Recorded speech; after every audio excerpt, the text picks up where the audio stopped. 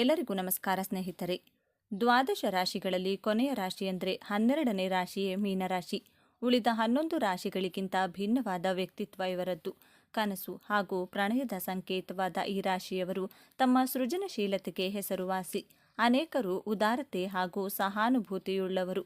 ಮೀನರಾಶಿಯವರು ನಿಸ್ವಾರ್ಥಿಗಳು, ಆದರೆ ಇತರರಿಗೆ ಇವರು ನಿಷ್ಠುರರಾಗಿ ಕಾಣಬಹುದು.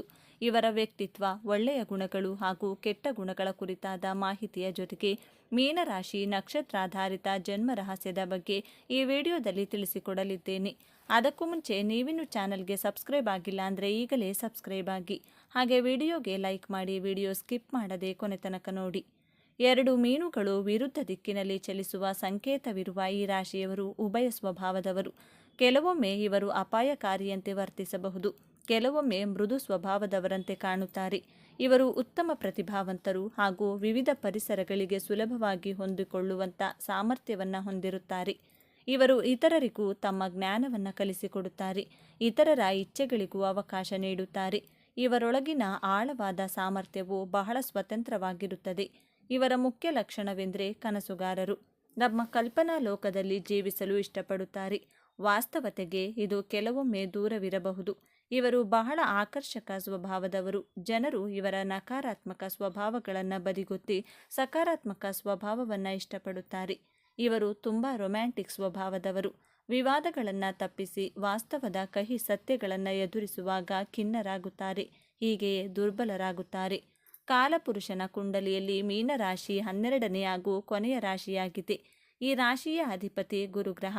ಈ ರಾಶಿಯಲ್ಲಿ ಪೂರ್ವ ಭಾದ್ರಪದ ನಕ್ಷತ್ರದ 4ನೇ ಪಾದ, ಉತ್ತರ ಭಾದ್ರಪದ ನಕ್ಷತ್ರದ 4 ಪಾದಗಳು, ರೇವತಿ ನಕ್ಷತ್ರದ 4 ಪಾದಗಳನ್ನು ಕಾಣಬಹುದು.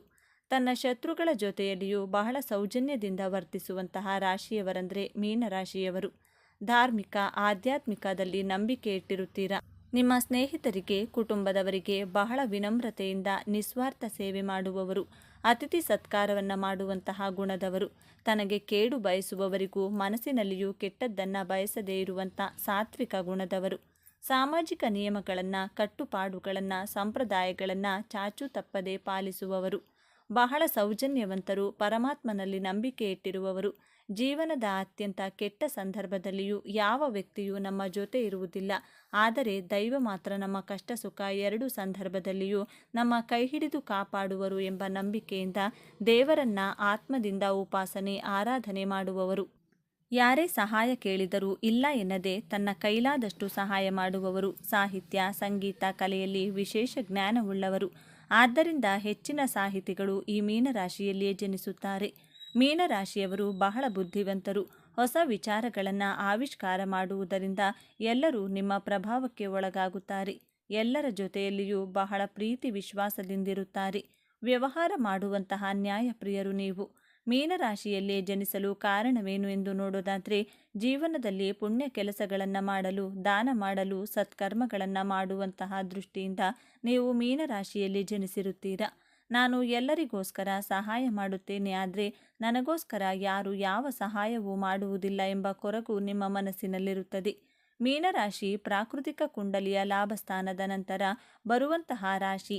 ಈ ರಾಶಿಯಲ್ಲಿ ನೀವು ಜನಿಸಿದ್ದೀರಾ ಅಂದರೆ ನಿಮ್ಮ ಹಿಂದಿನ ಜನ್ಮದಲ್ಲಿ ನೀವು ಉತ್ತಮ ಲಾಭಗಳನ್ನು ಗಳಿಸಿರುತ್ತೀರಾ.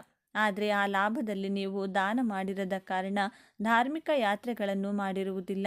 ನಿಮ್ಮ ಕರ್ತವ್ಯಗಳಿಂದ, ನಿಮ್ಮ ಜವಾಬ್ದಾರಿಗಳಿಂದ ನುಲುಚಿಕೊಂಡಿರುವುದರಿಂದ ಈ ಜನ್ಮದಲ್ಲಿ ಮೀನರಾಶಿಯಲ್ಲಿ ಜನಿಸಿ ದಾನ, ಧರ್ಮ, ಸಹಾಯ, ಧಾರ್ಮಿಕ ಯಾತ್ರೆಗಳನ್ನು ಮಾಡುತ್ತೀರಾ.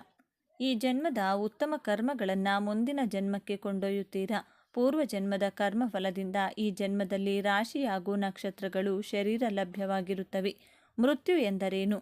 ಮೃತ್ಯು ಕೇವಲ ಒಂದು ಶರೀರವನ್ನು ಬದಲಾವಣೆ ಮಾಡುವಂತಹ ಪ್ರಕ್ರಿಯೆಯಾಗಿದೆ. ಒಂದೇ ವಸ್ತುವನ್ನು ಸತತವಾಗಿ ಉಪಯೋಗಿಸಿದಾಗ ಆ ವಸ್ತುವಿನ ಸಾಮರ್ಥ್ಯ ಕ್ಷೀಣಿಸುತ್ತದೆ. ಇದೇ ರೀತಿ ನಮ್ಮ ಶರೀರದ ಸಾಮರ್ಥ್ಯ ಕ್ಷೀಣಿಸಿದಾಗ ಆ ಆತ್ಮದ ಕರ್ಮಗಳು ಅಪೂರ್ಣವಾಗಿರುವುದರಿಂದ ಆ ಆತ್ಮ ತನ್ನ ಅಪೂರ್ಣ ಕರ್ಮಗಳನ್ನು ಈಡೇರಿಸಿಕೊಳ್ಳಲು ಹೊಸ ಶರೀರವನ್ನು ಧಾರಣೆ ಮಾಡಿಕೊಂಡು ತನ್ನ ಇಂದಿನ ಜನ್ಮದ ಅಪೂರ್ಣ ಕರ್ಮಗಳನ್ನು, ಜವಾಬ್ದಾರಿಗಳನ್ನು ಮುಂದಿನ ಜನ್ಮದಲ್ಲಿ ಈಡೇರಿಸಿಕೊಳ್ಳುತ್ತದೆ. ನಕ್ಷತ್ರದ ಆಧಾರದ ಮೇಲೆ ನೋಡೋಣ. ಪೂರ್ವ ಭಾದ್ರಪದ ನಕ್ಷತ್ರ, ಉತ್ತರ ಭಾದ್ರಪದ ನಕ್ಷತ್ರ, ರೇವತಿ ನಕ್ಷತ್ರ ಈ 3 ನಕ್ಷತ್ರಗಳು ಮೀನರಾಶಿಯಲ್ಲಿ ಕಾಣಬಹುದು. ನಕ್ಷತ್ರದ ಆಧಾರದ ಮೇಲೆ ನಿಮ್ಮ ಗುಣ ಸ್ವಭಾವಗಳು ಬದಲಾಗುತ್ತವೆ. ಪೂರ್ವ ಭಾದ್ರಪದ ನಕ್ಷತ್ರದ 4ನೇ ಪಾದ ಮೀನರಾಶಿಯಲ್ಲಿ ಕಾಣಬಹುದು. ಈ ನಕ್ಷತ್ರದ ಅಧಿಪತಿ ಗುರುಗ್ರಹ. ಗುರು ಎಂದರೆ ಜ್ಞಾನ, ಶಿಕ್ಷಣ, ಆಧ್ಯಾತ್ಮಿಕ ಕಾರ್ಯಗಳು. ನೀವು ಹಿಂದಿನ ಜನ್ಮದಲ್ಲಿ ನಿಮ್ಮ ಜ್ಞಾನವನ್ನು ಹಂಚುವ ಪ್ರಕ್ರಿಯೆಯಲ್ಲಿ ಅಪೂರ್ಣ ಸೇವೆ ಮಾಡಿರುವುದರಿಂದ ಈ ಜನ್ಮದಲ್ಲಿ ಪೂರ್ವ ಭಾದ್ರಪದ ನಕ್ಷತ್ರದಲ್ಲಿ ಜನಿಸಿ ಶಿಕ್ಷಣಕ್ಕೆ ಸಂಬಂಧಿಸಿದಂಥ ಬೋಧನೆಗಳನ್ನು, ಆಧ್ಯಾತ್ಮಿಕ ವಿಚಾರಗಳಿಗೆ ಸಂಬಂಧಿಸಿದಂಥ ಜ್ಞಾನವನ್ನು ಹಂಚಲು ಈ ಜನ್ಮದಲ್ಲಿ ಹಾಗೂ ಈ ನಕ್ಷತ್ರದಲ್ಲಿ ಜನಿಸಿರುತ್ತೀರಾ. ಎರಡನೆಯದಾಗಿ ಮೀನರಾಶಿ ಉತ್ತರ ಭಾದ್ರಪದ ನಕ್ಷತ್ರದಲ್ಲಿ ಜನಿಸಿದವರು ಹಿಂದಿನ ಜನ್ಮದಲ್ಲಿ ಧಾರ್ಮಿಕ, ಆಧ್ಯಾತ್ಮಿಕ ಕಾರ್ಯಗಳನ್ನು ಮಾಡಿರುತ್ತೀರಾ. ಆದರೆ ಅದರ ಸಂಪೂರ್ಣ ಲಾಭ, ಸನ್ಮಾನ ಪಡೆಯುವ ಸಮಯದಲ್ಲಿ ನಿಮ್ಮ ಮೃತ್ಯುವಾದಂತಹ ಕಾರಣ ಇಂದಿನ ಜನ್ಮದ ಪುಣ್ಯದ ಫಲವಾಗಿ ಲಾಭ ಪಡೆಯಲು ಈ ನಕ್ಷತ್ರದಲ್ಲಿ ಜನಿಸಿದ್ದೀರಾ. ಆದ್ದರಿಂದ ಉತ್ತರ ಭಾದ್ರಪದ ನಕ್ಷತ್ರದಲ್ಲಿ ಜನಿಸಿದವರಿಗೆ ಎಲ್ಲಿ ಹೋದರೂ ಗೌರವ, ಸನ್ಮಾನಗಳು ಸಿಗುತ್ತದೆ. ಸ್ವಯಂ ಸಂತೋಷವಾಗಿರುತ್ತಾರೆ, ಪ್ರಸನ್ನಚಿತ್ತರಾಗಿರುತ್ತಾರೆ, ಬೇರೆಯವರನ್ನು ಸಂತೋಷವಾಗಿಟ್ಟುಕೊಳ್ಳಲು ಪ್ರಯತ್ನ ಪಡುತ್ತಾರೆ. ನಿಮಗೆ 24 ವರ್ಷದ ನಂತರ ನಿಮ್ಮ ಜೀವನದಲ್ಲಿ ಯಶಸ್ಸು ಸಿಗುತ್ತಾ ಹೋಗುತ್ತದೆ. ನೀವು ವಿದೇಶಿ ಸಂಪ್ರದಾಯಗಳಿಂದ ಪ್ರಭಾವಿತರಾಗುತ್ತೀರಾ. ನಿಮಗೆ ಓದು, ಬರಹ, ಬೇರೆಯವರಿಗೆ ಶಿಕ್ಷಣ ಹಂಚುವುದು ಎಂದರೆ ಬಹಳ ಇಷ್ಟ. ನೀವು ನಿಮಗಿಂತ ವಯಸ್ಸಿನಲ್ಲಿ ದೊಡ್ಡವರ ಜೊತೆ ಸ್ನೇಹವನ್ನು ಬೆಳೆಸುತ್ತೀರಾ. ನಿಮ್ಮ ಸೀನಿಯರ್ಸ್ ಜೊತೆ ಸ್ನೇಹವನ್ನು ಬೆಳೆಸುತ್ತೀರಾ. ಮೂರನೆಯ ಹಾಗೂ ಕೊನೆಯ ನಕ್ಷತ್ರ ರೇವತಿ ನಕ್ಷತ್ರ. ರೇವತಿ ನಕ್ಷತ್ರದವರು ಹೊಸ ಹೊಸ ವಿಚಾರಗಳನ್ನು ಕಲಿಯುವುದರಲ್ಲಿ ಉತ್ಸಾಹಭರಿತರಾಗಿರುತ್ತಾರೆ. ತುಂಬ ಹಂಬಲ್ ಹಾಗೂ ಡೌನ್ ಟು ಅರ್ತ್ ಆಗಿರುತ್ತಾರೆ. ಸ್ನೇಹಿತರಿಂದ ಬಹಳ ಲಾಭವಾಗುತ್ತದೆ. ನಿಮ್ಮ ಇಂದಿನ ಜನ್ಮದಲ್ಲಿ ನಿಮ್ಮ ಕಾರ್ಯಗಳನ್ನು ಮಾಡುವಂತಹ ಸಂದರ್ಭದಲ್ಲಿ ಬಹಳ ಅಡೆತಡೆಗಳನ್ನು ಎದುರಿಸಿ ಆ ಕಾರ್ಯಗಳನ್ನು ಅಪೂರ್ಣಗೊಳಿಸಿದ ಕಾರಣದಿಂದ ಈ ಜನ್ಮದಲ್ಲಿ ರೇವತಿ ನಕ್ಷತ್ರದಲ್ಲಿ ಜನಿಸಿರುತ್ತೀರಾ. ನಕ್ಷತ್ರ ಯಾವುದೇ ಇರಲಿ, ನೀವು ಮೀನರಾಶಿಯಲ್ಲಿ ಜನಿಸಿದರೆ ಆಧ್ಯಾತ್ಮಿಕ ಸೇವೆ ಮಾಡಲು, ದಾನ ಧರ್ಮ, ಪ್ರೀತಿಯಿಂದ ವ್ಯವಹರಿಸುವುದು. ನಿಮ್ಮ ಎದುರುಗಡೆ ಇರುವಂತಹ ವ್ಯಕ್ತಿಗಳು ಎಷ್ಟೇ ನಿಷ್ಠುರವಾಗಿ, ಎಷ್ಟೇ ಕಠೋರವಾಗಿ ಮಾತನಾಡಿದರೂ, ವರ್ತಿಸಿದರು ನೀವು ಬಹಳ ತಾಳ್ಮೆಯಿಂದ, ಸೌಜನ್ಯದಿಂದ ಗೌರವಿಸುತ್ತೀರಾ. ಇದು ನಿಮ್ಮ ಮೂಲ ಗುಣ. ನೀವು ಸಂತೋಷವಾಗಿರುತ್ತೀರಾ. ನಿಮ್ಮ ಸುತ್ತಮುತ್ತಲಿನವರನ್ನು ಸಂತೋಷವಾಗಿರಿಸಲು ಬೇಕಾಗಿರುವಂಥ ವಾತಾವರಣವನ್ನು ನಿರ್ಮಿಸುವ ಕಾರಣದಿಂದ ನೀವು ಮೀನರಾಶಿಯಲ್ಲಿ ಜನಿಸಿರುತ್ತೀರಾ. ಮೀನರಾಶಿಯಲ್ಲಿ ಜನಿಸಿರುವ ಮಹಿಳೆಯರಿಗೆ ಕೋಮಲವಾದ ಮನಸ್ಸಿರುತ್ತದೆ. ಯಾರ ಮನಸ್ಸಿಗೂ ನೋವಾಗುವಂತೆ ಮಾತನಾಡುವುದಿಲ್ಲ. ಸೂಕ್ಷ್ಮವಾದ ಗುಣ ಸ್ವಭಾವವಿರುತ್ತದೆ. ಸಮಾಜದಲ್ಲಿ ಗೌರವಾನ್ವಿತ ಸ್ಥಾನಮಾನ ದೊರೆಯುತ್ತದೆ. ಹಾಸ್ಯ ಪ್ರಜ್ಞೆ ವಿಶೇಷವಾಗಿರುತ್ತದೆ. ಎಲ್ಲರನ್ನ ಪ್ರೀತಿ, ವಿಶ್ವಾಸದಿಂದ ನೋಡಿಕೊಳ್ಳುವ ಗುಣ ಇವರದ್ದು. ಸದಾಕಾಲ ಯಾವುದಾದರೂ ಒಂದು ಕೆಲಸ ಕಾರ್ಯಗಳಲ್ಲಿ ನಿರತರಾಗಿರುತ್ತೀರಾ. ಎಲ್ಲ ರೀತಿಯ ಅನುಕೂಲಗಳಿದ್ದರೂ ಮನದಲ್ಲಿ ಚಿಂತೆಯೊಂದು ಇರುತ್ತದೆ. ಶಾಂತ ಸ್ವಭಾವದವರಾದರೂ ಕಟುವಾಗಿ ಮಾತನಾಡುವಿರಿ. ಈ ಜಾತಕದಲ್ಲಿ ಜನಿಸಿರುವ ಪುರುಷರು ಜೀವನವನ್ನು ಪ್ರೀತಿಸುತ್ತಾರೆ. ಜೀವನದಲ್ಲಿ ಏನಾದರೂ ಒಂದು ಸಾಧನೆ ಮಾಡಬೇಕೆಂಬ ಅಭಿಲಾಷೆ ಇವರಿಗಿರುತ್ತದೆ. ಸೂಕ್ಷ್ಮವಾದ ಮನಸ್ಸಿನ ಕಾರಣ ಸಣ್ಣ ಪುಟ್ಟ ವಿವಾದವನ್ನು ಎದುರಿಸಿ ಆಧ್ಯಾತ್ಮಿಕ ಭಾವನೆ ವಿಶೇಷವಾಗಿರುತ್ತದೆ. ಸಂಗೀತ, ನಾಟ್ಯದಂತಹ ಸಾಂಪ್ರದಾಯಿಕ ಕಲೆಗಳಲ್ಲಿ ಹೆಚ್ಚು ಆಸಕ್ತಿ ತೋರುವಿರಿ. ಕುಟುಂಬದ ಒಳಿತಿಗಾಗಿ ಯಾವುದೇ ತ್ಯಾಗವನ್ನು ಮಾಡಬಲ್ಲಿರಿ. ಕೋಪ ಬೇಗನೆ ಬಂದರೂ ಬಹುಕಾಲ ಉಳಿಯದು. ಹೆಚ್ಚಿನ ನಿರೀಕ್ಷೆ ಇದ್ದರೂ ಸುಮ್ಮನಾಗುವಿರಿ. ಸಾಮಾನ್ಯವಾಗಿ ಈ ರಾಶಿಯಲ್ಲಿ ಜನಿಸಿದವರಿಗೆ ದೃಢವಾದ ಮನಸ್ಸಿರುವುದಿಲ್ಲ. ಆದ್ದರಿಂದ ಎಲ್ಲ ಕೆಲಸ ಕಾರ್ಯಗಳು ನಿಧಾನಗತಿಯಲ್ಲಿ ಸಾಗುತ್ತವೆ. ಆದರೆ ಶುದ್ಧವಾದ ಮನಸ್ಸಿರುತ್ತದೆ. ಯಾವುದೇ ಕೆಲಸ ಕಾರ್ಯಗಳು ನಿಮಗೆ ಅಸಾಧ್ಯವೆನಿಸುವುದಿಲ್ಲ. ಉನ್ನತ ಮಟ್ಟದ ಜೀವನವನ್ನು ನಡೆಸಲು ಬಯಸುವಿರಿ. ವಿಲಾಸಿ ಜೀವನವನ್ನು ನಡೆಸಲು ಇಷ್ಟಪಡುವಿರಿ. ಇವರ ದಾಂಪತ್ಯ ಜೀವನವು ಸುಖ ಸಂತೋಷಗಳಿಂದ ಕೂಡಿರುತ್ತದೆ. ಈ ವಿಚಾರಗಳು ನಿಮಗೆ ಇಷ್ಟವಾಗಿದೆ ಅಂತ ಭಾವಿಸ್ತಿದ್ದೇನೆ. ಇಷ್ಟ ಆಗಿದ್ರೆ ನಮ್ಮ ಚಾನಲ್ನ ತಪ್ಪದೇ ಸಬ್ಸ್ಕ್ರೈಬ್ ಮಾಡ್ಕೊಳ್ಳಿ. ಈ ವಿಡಿಯೋಗೆ ಒಂದು ಲೈಕ್ ಕೊಡೋದನ್ನು ಮರಿಬೇಡಿ. ಈ ವಿಡಿಯೋವನ್ನು ನಿಮ್ಮ ಫ್ರೆಂಡ್ಸ್ ಆ್ಯಂಡ್ ಫ್ಯಾಮಿಲಿ ಗ್ರೂಪಲ್ಲಿ ಹೆಚ್ಚು ಶೇರ್ ಮಾಡಿ. ನಿಮ್ಮ ಅಭಿಪ್ರಾಯಗಳನ್ನು ತಪ್ಪದೇ ಕಮೆಂಟ್ ಮಾಡಿ. Thank you friends. ಎಲ್ಲರೂ ಭಕ್ತಿಯಿಂದ ಓಂ ಶ್ರೀ ಮಹಾಲಕ್ಷ್ಮಿ ನಮಃ ಅಂತ ಕಮೆಂಟ್ ಮಾಡಿ. ಮೀನರಾಶಿಗೆ ದೇವರು ಕೊಟ್ಟಿರುವಂತಹ ಅದೃಷ್ಟ ಹಾಗೂ ಶಕ್ತಿಯುತವಾದ ವರಗಳು ಯಾವುವೆಂದು ಎನ್ನುವುದರ ಬಗ್ಗೆ ನೋಡೋದಾದರೆ, ಮೀನರಾಶಿಯವರಿಗೆ ಯಾವೆಲ್ಲ ಸ್ವಭಾವ ಇರುತ್ತೆ, ಮೀನರಾಶಿಯವರ ಮುಂದಿನ ಜೀವನವನ್ನು ಹೇಗೆಲ್ಲ ನಡೆಸುತ್ತಾರೆ, ಮೀನರಾಶಿಯವರಿಗೆ ಹಣಕಾಸಿನ ವಿಚಾರದಲ್ಲಿ ಹೇಗೆಲ್ಲ ಅನುಕೂಲತೆಗಳಿರುತ್ತದೆ, ಮೀನರಾಶಿಯವರ ನಡತೆ ಹಾಗೂ ಸ್ವಭಾವ ಹೇಗಿರುತ್ತದೆ, ಮೀನರಾಶಿಯವರಿಗೆ ವಿದ್ಯಾಭ್ಯಾಸದ ಕುರಿತು ಮುಂದಿನ ಜೀವನ ಹೇಗಿರುತ್ತದೆ, ಮೀನರಾಶಿಯವರು ಇವರ ಕುಟುಂಬವನ್ನು ಹೇಗೆಲ್ಲ ನಿಭಾಯಿಸುತ್ತಾರೆ, ಈ ಎಲ್ಲ ವಿಚಾರಗಳ ಬಗ್ಗೆ ಈ ವಿಡಿಯೋದಲ್ಲಿ ಮೀನರಾಶಿಯವರ ಸಂಪೂರ್ಣ ಮಾಹಿತಿಯನ್ನು ತಿಳಿಯೋಣ ಬನ್ನಿ. ಅದಕ್ಕೂ ಮೊದಲು ನೀವೇನಾದರೂ ದೇವರು ಮತ್ತು ಜ್ಯೋತಿಷ್ಯ ಶಾಸ್ತ್ರವನ್ನು ನಂಬುವುದಾದರೆ ಈ ವಿಡಿಯೋಗೆ ಈಗಲೇ ಲೈಕ್ ಮಾಡಿ ಮತ್ತು ತಪ್ಪದೇ ನಮ್ಮ ಚಾನಲ್ಗೆ ಸಬ್ಸ್ಕ್ರೈಬ್ ಮಾಡಿಕೊಳ್ಳಿ. ಹೌದು ಸ್ನೇಹಿತರೆ, ಮೀನರಾಶಿಯವರಿಗೆ ದೇವರು ಕೊಟ್ಟಿರುವಂತಹ ಅದೃಷ್ಟ ಹಾಗೂ ಶಕ್ತಿಯುತವಾದ ವರಗಳು ಯಾವುವೆಂದು ನೋಡೋಣ. ಮೀನರಾಶಿಯವರು ಯಾವಾಗಲೂ ಕೂಡ ಓಡಾಡಿಕೊಂಡೇ ಇರುತ್ತಾರೆ. ಯಾವ ರೀತಿ ಅಂದರೆ, ನೀರಿನಲ್ಲಿ ಮೀನಿನ ಹೆಜ್ಜೆಯನ್ನು ಹೇಗೆ ಕಂಡುಹಿಡಿಯೋಕೆ ಆಗಲ್ವೋ ಅದೇ ರೀತಿಯಾಗಿ ಈ ಮೀನರಾಶಿಯವರು ಎಲ್ಲೆಲ್ಲಿ ಸುತ್ತುತ್ತಾರೆ ಎನ್ನುವುದನ್ನು ಸಹ ಕಂಡುಹಿಡಿಯಲು ಸಾಧ್ಯವಿಲ್ಲ. ಆ ರೀತಿಯಾಗಿ ಒಂದು ಕಡೆಯಿಂದ ಇನ್ನೊಂದು ಕಡೆ, ಇನ್ನೊಂದು ಕಡೆಯಿಂದ ಮತ್ತೊಂದು ಕಡೆ, ಮತ್ತೊಂದು ಕಡೆಯಿಂದ ಮಗದೊಂದು ಕಡೆ, ಹೀಗೆ ಸುತ್ತುವುದೇ ಇವರಿಗೆ ಹವ್ಯಾಸವಾಗಿರುತ್ತದೆ ಎಂದು ಹೇಳಲಾಗುತ್ತದೆ. ಮೀನರಾಶಿಯವರು ಇವರು ಒಂದೇ ಕಡೆ ಯಾವುದೇ ಕಾರಣಕ್ಕೂ ಸಹ ಕೂರುವುದಿಲ್ಲ. ನೀರಿನಲ್ಲಿ ಮೀನು ಹೇಗೆಲ್ಲ ಓಡಾಡುತ್ತದೆಯೋ ಅದೇ ರೀತಿಯಾಗಿ ಇವರು ಸಹ ತುಂಬಾನೇ ಓಡಾಡಿಕೊಂಡಿರುತ್ತಾರೆ. ಈ ಮೀನರಾಶಿಯವರಿಗೆ ಬುದ್ಧಿ ಎನ್ನುವುದು ಸ್ವಲ್ಪ ಜಾಸ್ತಿ ಇರುತ್ತೆ. ಮೀನರಾಶಿಯವರು ಟ್ಯಾಲೆಂಟ್ ಜೊತೆಗೆ ಇಂಟೆಲಿಜೆಂಟ್ ಸಹ ಆಗಿರುತ್ತಾರೆ. ಹಾಗೆಯೇ ಇವರಿಗೆ ಜನರಲ್ ನಾಲೆಡ್ಜ್ ಅನ್ನೋದು ತುಂಬಾನೇ ಜಾಸ್ತಿ ಇರುತ್ತದೆ. ಬೇರೆ ರಾಶಿಯವರಿಗೆ ಹೋಲಿಸಿಕೊಂಡ್ರೆ ಈ ಮೀನರಾಶಿಯವರು ನೋಡಲು ತುಂಬ ಸೈಲೆಂಟ್ ಆಗಿರುತ್ತಾರೆ. ಆದರೆ ಇವರಿಗೆ ಬುದ್ಧಿಶಕ್ತಿ ಅನ್ನೋದು ಸ್ವಲ್ಪ ಜಾಸ್ತಿಯೇ ಆಗಿರುತ್ತದೆ. ಈ ಮೀನರಾಶಿಯವರು ಎಷ್ಟು ಸೈಲೆಂಟ್ ಆಗಿರ್ತಾರೆ ಅಂದರೆ, ಇವರಿಗೆ ಏನು ಗೊತ್ತೇ ಇಲ್ವೇನೋ, ಇವರು ಏನನ್ನೂ ಸಹ ತಿಳ್ಕೊಂಡೇ ಇಲ್ವೇನೋ ಅನ್ನೋ ಥರ ಇರ್ತಾರೆ.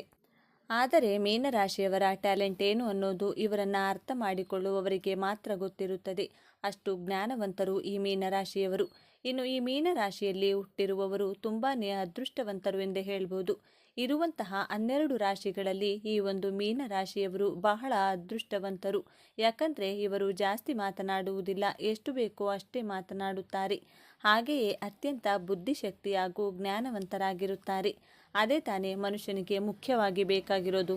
ಸೈಲೆಂಟ್ ಆಗಿಯೇ ಇದ್ದು ಸಕ್ಸಸ್ ಕಾಣುವಂಥದ್ದು. ಇದೇ ರೀತಿಯಾಗಿ ಮೀನರಾಶಿಯವರು ಇರುವಂಥದ್ದು. ಯಾವುದೇ ಜಗಳಕ್ಕೆ ಹೋಗುವುದಿಲ್ಲ, ಯಾವುದೇ ರೀತಿಯಾದಂತಹ ಭಿನ್ನಾಭಿಪ್ರಾಯ ಮಾಡಿಕೊಳ್ಳಲ್ಲ, ಯಾರಿಗೂ ಸಹ ಕೆಟ್ಟದ್ದನ್ನು ಬಯಸುವುದಿಲ್ಲ. ಪ್ರತಿಯೊಬ್ಬರಿಗೂ ಇವರೇ ಒಳ್ಳೆಯದನ್ನು ಮಾಡಿಕೊಂಡು ಬರುವಂತಹ ಗುಣ ಇವರದ್ದಾಗಿರುತ್ತದೆ. ಹಾಗೆಯೇ ಇವರ ಜೀವನದಲ್ಲಿ ಓಡಾಡಿಕೊಂಡು ಕಷ್ಟಪಟ್ಟು ಇವರ ಜೀವನವನ್ನು ಇವರೇ ಉದ್ಧಾರ ಮಾಡಿಕೊಳ್ಳುವುದರ ಕಡೆ ತುಂಬಾನೇ ಗಮನವನ್ನು ಕೊಡ್ತಾರೆ ಎಂದು ಹೇಳಬಹುದು. ಹಾಗಾಗಿ ಈ ಮೀನರಾಶಿಯಲ್ಲಿ ಹುಟ್ಟಿರುವಂಥವರು ತುಂಬಾನೇ ಅದೃಷ್ಟವಂತರಾಗಿರುತ್ತಾರೆ. ಇನ್ನು ಮೀನರಾಶಿಯವರಿಗೆ ಎಲ್ಲ ರೀತಿಯಾದಂತಹ ಯೋಗಗಳು, ಭೋಗಗಳು ಅನ್ನೋದು ಸಿಕ್ಕೇ ಸಿಗುತ್ತದೆ. ಅದಕ್ಕಾಗಿಯೇ ಇವರನ್ನು ಅದೃಷ್ಟವಂತರೆಂದೇ ಹೇಳ್ಬೋದು. ಎಲ್ಲ ರೀತಿಯ ಯೋಗಗಳು ಅಂದರೆ ಇವರು ಕೆಲಸ ಮಾಡುವುದರಲ್ಲಿ ಲಾಭವಾಗುತ್ತೆ, ಜೀವನದಲ್ಲಿ ನೆಮ್ಮದಿ ಇರುತ್ತೆ. ಹಾಗೆ ಕಷ್ಟ, ಸುಖ, ನೋವು, ದುಃಖ ಎಲ್ಲವೂ ಸಹ ಈ ರಾಶಿಯವರಿಗೆ ಇರುತ್ತದೆ. ಇದರ ಜೊತೆಗೆ ಎಲ್ಲ ರೀತಿಯಾದಂತಹ ಯೋಗ ಅನ್ನೋದನ್ನು ಈ ರಾಶಿಯವರು ನೋಡಿರ್ತಾರೆ ಎಂದು ಹೇಳಲಾಗುತ್ತೆ. ದಾಂಪತ್ಯ ಜೀವನ ಅನ್ನೋದು ಈ ರಾಶಿಯವರಿಗೆ ತುಂಬಾನೇ ಚೆನ್ನಾಗಿರುತ್ತೆ. ಗಂಡ ಹೆಂಡತಿ ಆಗಿರಬಹುದು, ಕುಟುಂಬ ಜೀವನ ಆಗಿರಬಹುದು, ತಂದೆ ತಾಯಿ ಆಗಿರಬಹುದು, ಇವರ ತಾಳ್ಮೆಯೇ ಇವರ ಕುಟುಂಬದಲ್ಲಿ ಯಾವುದೇ ರೀತಿಯಾದಂತಹ ಜಗಳಗಳು ಹಾಗೂ ತೊಂದರೆಗಳು ಬರದೇ ಇರೋ ಹಾಗೆ ನೋಡಿಕೊಳ್ಳುತ್ತೆ. ಇವರಿಗೆ ಇವರ ತಾಳ್ಮೆಯೇ ಕಾಪಾಡುತ್ತದೆ. ಹಾಗಾಗಿ ಗಂಡ ಹೆಂಡತಿ ನಡುವೆ ಸಾಮರಸ್ಯ ಅನ್ನೋದು ಚೆನ್ನಾಗಿರುತ್ತೆ. ಯಾವಾಗಲೂ ಗುದ್ದಾಟ ಮಾಡೋದು, ಜಗಳ ಆಡೋದು ಈ ಥರ ಏನೂ ಇರೋದಿಲ್ಲ. ಒಂದು ವೇಳೆ ಜಗಳ ಏನಾದರೂ ಆಡಿದರೆ ಗಂಡ ಹೆಂಡತಿ ಇವರಲ್ಲಿ ಮೀನರಾಶಿಯವರೇ ಅಡ್ಜಸ್ಟ್ ಮಾಡಿಕೊಂಡು ಹೋಗ್ತಾರೆ. ಯಾಕಂದರೆ ಅವರು ಜ್ಞಾನವಂತರಾಗಿರೋದ್ರಿಂದ ಸಂಸಾರವನ್ನು ಚೆನ್ನಾಗಿ ನಡೆಸಿಕೊಂಡು ಹೋಗ್ತಾರೆ. ಈ ರಾಶಿಯವರು ಯಾವ ಕಡೆ ಫೋಕಸ್ ಮಾಡಿದರೆ ಒಳ್ಳೆಯದಾಗುತ್ತದೆ, ನಾವು ಯಾವ ಕಡೆ ಟೈಮ್ ಸ್ಪೆಂಡ್ ಮಾಡಿದರೆ ಲಾಭವಾಗುತ್ತದೆ, ಸುಖ ಸುಮ್ಮನೆ ಜಗಳ ಆಡಿಕೊಂಡು ನಿಂತ್ಕೊಂಡ್ರೆ ಅದರಿಂದ ಏನಾದರೂ ಒಳ್ಳೆಯದು ಇದೆಯಾ ಅಂತ ಹೇಳಿ ಅವರು ಯೋಚನೆಯನ್ನು ಮಾಡ್ತಾರೆ. ಈ ಮೀನರಾಶಿಯವರ ದಾಂಪತ್ಯ ಜೀವನ ಸಹ ತುಂಬಾ ಚೆನ್ನಾಗಿರುತ್ತದೆ. ಕುಟುಂಬ ಜೀವನದ ನಿರ್ವಹಣೆಯೂ ಸಹ ತುಂಬ ಚೆನ್ನಾಗಿರುತ್ತದೆ. ಹಾಗೆಯೇ ಈ ಮೀನರಾಶಿಯವರು ಧರ್ಮಶಾಸ್ತ್ರ ಅನ್ನೋದನ್ನು ಜಾಸ್ತಿ ಪಾಲನೆ ಮಾಡ್ತಾರೆ. ಧರ್ಮಶಾಸ್ತ್ರ ಎಂದರೆ ಧರ್ಮಕ್ಕೆ ಬೆಲೆ ಕೊಡೋದು. ನನ್ನ ಧರ್ಮಕ್ಕೆ ನಾನು ಏನಾದರೂ ಒಳ್ಳೆಯದು ಮಾಡಬೇಕು, ನಾನು ಯಾರೊಬ್ಬರಿಗೂ ಸಹ ಕೆಟ್ಟದ್ದನ್ನು ಬಯಸಬಾರದು, ಶಾಸ್ತ್ರಗಳನ್ನು ಚಾಚೂ ತಪ್ಪದೆ ಫಾಲೋ ಮಾಡಬೇಕು. ಈಗ ಹಿಂದೆ ಏನಾದರೂ ಹಿರಿಯರು ಒಂದು ಶಾಸ್ತ್ರ ಸಂಪ್ರದಾಯವನ್ನು ಮಾಡಿದರೆ ಅದು ನಮ್ಮ ಒಳ್ಳೆಯದಕ್ಕೆ ಆಗಿರುತ್ತದೆ ಎಂದು ಹೇಳಿ ಈ ಮೀನರಾಶಿಯವರು ಶಾಸ್ತ್ರ, ಸಂಪ್ರದಾಯ, ದಾನ ಧರ್ಮ ಅನ್ನೋದನ್ನು ಅತಿ ಹೆಚ್ಚಾಗಿ ಮಾಡ್ತಾ ಇರ್ತಾರೆ. ಹಾಗಾಗಿ ಈ ರಾಶಿಯವರನ್ನು ಸಮಾಜದಲ್ಲಿ ಉತ್ತಮ ರೀತಿಯಿಂದ ನೋಡ್ತಾರೆ ಎಂದು ಹೇಳ್ಬೋದು. ಇನ್ನು ಈ ಮೀನರಾಶಿಯವರು ದಾನ ಧರ್ಮ ಮಾಡೋದರಲ್ಲಿ ಎತ್ತಿದ ಕೈ ಇವರದ್ದು ಎಂದೇ ಹೇಳ್ಬೋದು. ದಾನ ಧರ್ಮವೆಂದರೆ ಯಾರಾದರೂ ಸ್ವಲ್ಪ ಕಷ್ಟದಲ್ಲಿದ್ದಾರೆ ಎಂದು ಗೊತ್ತಾದರೆ ಸಾಕು, ಮೀನರಾಶಿಯವರು ಕರಗಿ ಹೋಗ್ತಾರೆ. ಆ ರೀತಿಯಾದ ಮನೋಭಾವವುಳ್ಳಂತಹ ವ್ಯಕ್ತಿಗಳಾಗಿದ್ದಾರೆ ಈ ಮೀನರಾಶಿಯವರು. ಯಾರಿಗಾದರೂ ಕಷ್ಟ ಅಂದರೆ ಸಾಕು ಅವರು ಬೇಗ ಮರುಗಿ ಬಿಡ್ತಾರೆ. ಹಾಗೆಯೇ ರಸ್ತೆ ಬದಿಯಲ್ಲಿ ಯಾರಾದರೂ ಅಸಹಾಯಕರಿದ್ದರೆ ಅವರಿಗೂ ಸಹ ಸಹಾಯವನ್ನು ಮಾಡ್ತಾರೆ. ಅದಕ್ಕೋಸ್ಕರ ಇವರಿಗೆ ಎಲ್ಲ ರೀತಿಯಾದಂತಹ ಯೋಗಗಳು ಭೋಗಗಳು ಅನ್ನೋದು ಲಭಿಸುತ್ತದೆ. ಮೀನರಾಶಿಯವರು ಇವರು ಯಾರಿಗಾದರೂ ನಾನು ತೊಂದರೆ ಮಾಡಿದರೆ ಅದರಿಂದ ನನಗೂ ತೊಂದರೆ ಆಗುತ್ತದೆ ಎಂದು ಯೋಚನೆ ಮಾಡಿಕೊಂಡು ಅವರ ಜೀವನದಲ್ಲಿ ಅವರು ಸೈಲೆಂಟ್ ಆಗಿರುತ್ತಾರೆ. ನಮ್ಮಿಂದ ಆದರೆ ಎಲ್ಲರಿಗೂ ಒಳ್ಳೆಯದನ್ನೇ ಮಾಡೋಣ, ಇಲ್ಲವಾದರೆ ಯಾರಿಗೂ ಸಹ ಕೆಟ್ಟದ್ದನ್ನು ಮಾತ್ರ ಮಾಡುವುದು ಬೇಡ ಎನ್ನುವ ಹೃದಯ ಇವರದ್ದಾಗಿದೆ. ಇದು ಈ ರಾಶಿಯವರ ಧ್ಯೇಯವಾಗಿರುತ್ತದೆ. ಇನ್ನು ಈ ಮೀನರಾಶಿಯವರಿಗೆ ಮನಸ್ಸು ಚಂಚಲತೆ ಅನ್ನೋದು ತುಂಬ ಜಾಸ್ತಿ ಇರುತ್ತದೆ. ಇವರ ಮನಸ್ಸು ಹೇಗಿರುತ್ತೆ ಅಂದರೆ ಒಂದು ಸಲ ಯೋಚನೆ ಮಾಡೋ ತರಹ ಇನ್ನೊಂದು ಸಲ ಯೋಚನೆ ಮಾಡಲ್ಲ. ಅಂದರೆ ಇವಾಗ ಇರುವ ಬುದ್ಧಿ ಸ್ವಲ್ಪ ಸಮಯದ ನಂತರ ಇರುವುದಿಲ್ಲ. ಈ ಮೀನರಾಶಿಯವರು ಸರಿಯಾಗಿ ಯೋಚನೆ ಮಾಡಿ ನಿರ್ಧಾರ ತೆಗೆದುಕೊಳ್ಳುವುದಿಲ್ಲ. ಚಂಚಲತೆ ಅನ್ನೋದು ತುಂಬಾ ಜಾಸ್ತಿ ಇರುತ್ತದೆ. ಈ ಮೀನರಾಶಿಯವರು ಯಾವುದೇ ವಿಚಾರದಲ್ಲಿ ನಿರ್ಧಾರ ತೆಗೆದುಕೊಳ್ಳಲು ನಾನು ಈ ರೀತಿಯಾಗಿ ಮಾಡಲಾ ಇಲ್ಲವೇ ಆ ರೀತಿಯಾಗಿ ಮಾಡಲಾ, ಈ ನಿರ್ಧಾರವನ್ನು ತಗೊಂಡ್ಲೋ ಬೇಡವೋ ಎನ್ನುವುದನ್ನು ಇವರು ಕರೆಕ್ಟಾಗಿ ಪರ್ಫೆಕ್ಟಾಗಿ ಮಾಡಲು ಕಷ್ಟವಾಗುತ್ತದೆ. ಮನಸ್ಸಿನಲ್ಲಿ ಚಂಚಲ ಎನ್ನುವುದನ್ನು ಇವರು ಜಾಸ್ತಿ ಇಟ್ಕೊಂಡಿರೋದ್ರಿಂದ ನಿರ್ಧಾರಗಳನ್ನು ಸ್ವಲ್ಪ ಚಂಚಲತೆಯಿಂದಲೇ ಮಾಡ್ತಾರೆ.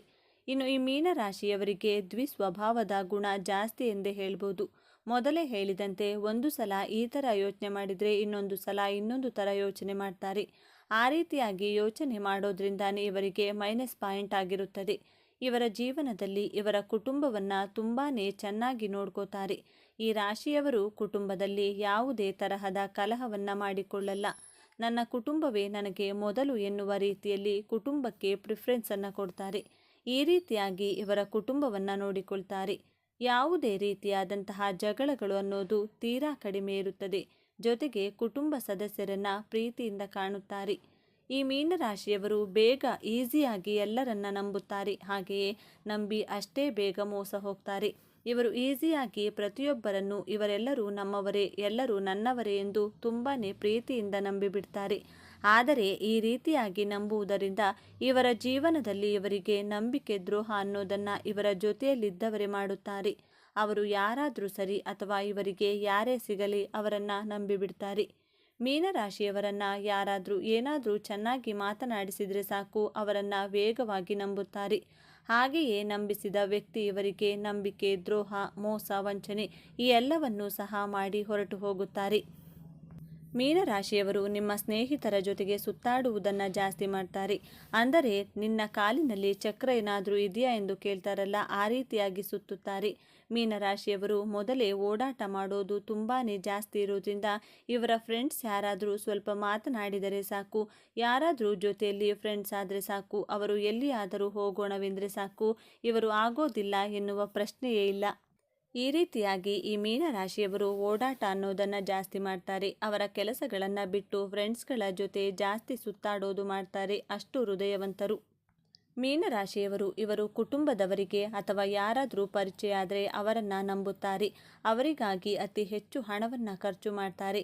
ಯಾರಾದರೂ ಹಣದ ಸಹಾಯ ಕೇಳಿದರೆ ಇವರಿಂದ ಅಷ್ಟು ಆಗುತ್ತೋ ಇಷ್ಟಾಗುತ್ತೋ ಸಹಾಯ ಮಾಡೇ ಮಾಡ್ತಾರೆ.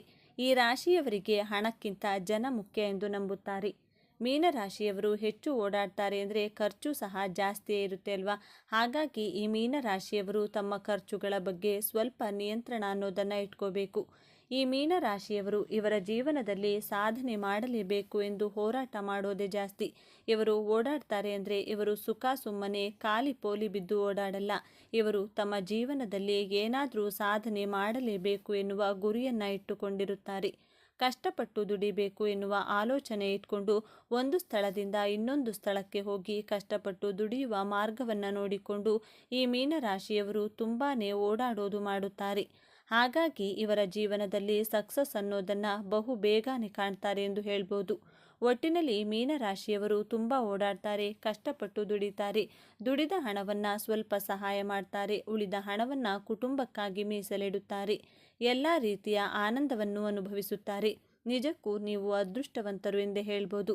ನೋಡಿದ್ರಲ್ಲ ಸ್ನೇಹಿತರೆ, ಮೀನರಾಶಿಯವರಿಗೆ ದೇವರು ಕೊಟ್ಟಿರುವಂತಹ ಅದೃಷ್ಟ ಹಾಗೂ ಶಕ್ತಿಯುತವಾದ ವರಗಳನ್ನು ನಿಮ್ಮ ಜೀವನದಲ್ಲಿಯೂ ಸಹ ಇದು ನಿಜ ಅನಿಸಿದರೆ ಹಾಗೂ ನಿಮ್ಮ ಜೀವನದಲ್ಲೂ ಸಹ ಇದೆಲ್ಲ ನಡೀತಿದೆ ಅಂತ ನಿಮಗೇನಾದರೂ ಅನಿಸಿದರೆ ನಿಮ್ಮ ಅನಿಸಿಕೆ ಅಭಿಪ್ರಾಯಗಳನ್ನು ದಯವಿಟ್ಟು ತಪ್ಪದೆ ಕಮೆಂಟ್ ಬಾಕ್ಸ್ನಲ್ಲಿ ಕಮೆಂಟ್ ಮಾಡಿ. ಹಾಗೆ ನಿಮ್ಮ ರಾಶಿ ಯಾವುದೆಂದು ಕಮೆಂಟ್ ಮಾಡಿ. ನೀವು ಮೀನರಾಶಿಯವರಾಗಿದ್ದರೆ ಓಂ ನಮಃ ಶಿವಾಯ ನಮಃ ಎಂದು ಬರೆದು ತಪ್ಪದೆ ಕಮೆಂಟ್ ಮಾಡಿ. ಈ ಮಾಹಿತಿಯನ್ನು ಲೈಕ್ ಮಾಡಿ, ಶೇರ್ ಮಾಡಿ, ತಪ್ಪದೆ ನಮ್ಮ ಚಾನಲ್ಗೆ ಸಬ್ಸ್ಕ್ರೈಬ್ ಮಾಡಿಕೊಳ್ಳಿ. ಮುಂದಿನ ವಿಡಿಯೋದಲ್ಲಿ ಒಂದೊಳ್ಳೆ ಮಾಹಿತಿಯೊಂದಿಗೆ ಪುನಃ ಭೇಟಿಯಾಗೋಣ. ಅಲ್ಲಿಯವರೆಗೂ ನೋಡ್ತಾ ಇರಿ ನಮ್ಮ ಚಾನಲ್. ಎಲ್ರಿಗೂ ಶುಭವಾಗಲಿ. ಧನ್ಯವಾದಗಳು.